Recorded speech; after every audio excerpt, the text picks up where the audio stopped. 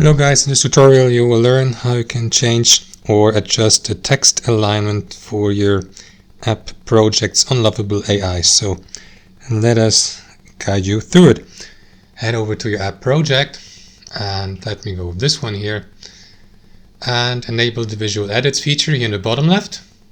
And after that, clicking to the given text you would like to apply the alignment for.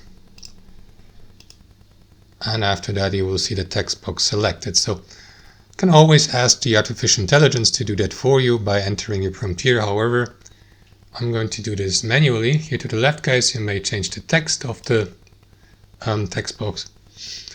And below you will see the alignment section here. So you can go with block text, the right alignment, centered, left, and that's it. Click into save to apply these changes.